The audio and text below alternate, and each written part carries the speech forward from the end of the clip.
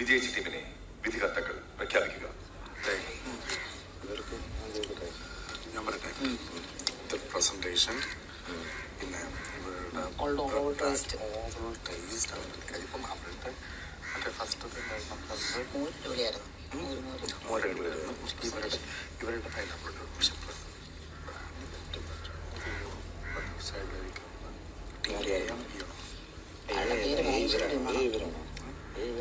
Excuse me, നിങ്ങൾ team A ആണോ team B ആണോ?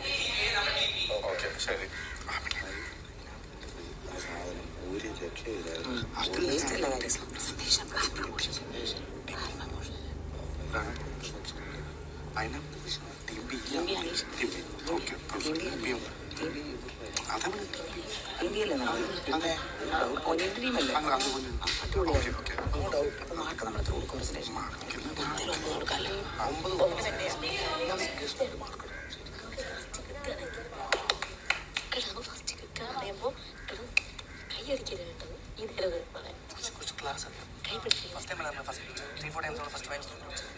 സൂപ്പർ. പക്ഷെ ഇവിടെ വെള്ളം ഐസ് കട്ട മെൽറ്റായിട്ടേ വെള്ളമായി പോയി.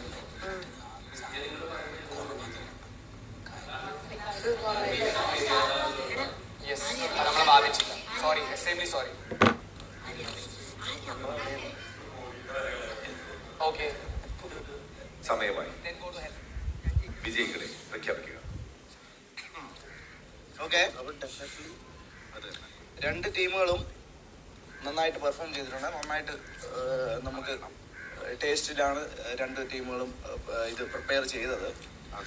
പക്ഷെ നമ്മുടെ മാനദണ്ഡം എന്ന് പറയുന്നത് ഇതിൽ കൂടുതൽ നന്നായി ടേസ്റ്റി ആയിട്ട് തോന്നിയതും പിന്നെ നന്നായിട്ട് പ്രസന്റ് ചെയ്തതുമാണ്. അതായത് എല്ലാവരും നല്ല എഫേർട്ട് എടുത്തു. നിങ്ങൾക്ക് കിട്ടിയ സമയത്തിലുള്ള നിങ്ങൾ കുക്ക് ചെയ്തിട്ടുണ്ട്. ബട്ട് കുറച്ചുകൂടെ നമുക്ക് ബെറ്റർ ആയിട്ട് കുറച്ച് കാര്യങ്ങൾ നമുക്ക് നോക്കും.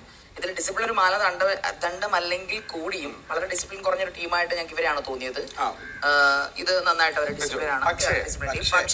പക്ഷേ നമ്മൾ പ്രസന്റ് ചെയ്യുമ്പോൾ ചില രീതികളുണ്ട്. ചില ഒരാള് പറയുമ്പോൾ മറ്റൊരാള് അതിനെ എന്താ പറയാ സപ്പോർട്ട് ചെയ്യുക. അങ്ങനെ കുറച്ച് കാര്യങ്ങളൊക്കെ നമ്മൾ നോക്കിയിട്ടുണ്ട്. രണ്ടുപേരും വളരെ നന്നായിട്ട് തന്നെ ചെയ്തു.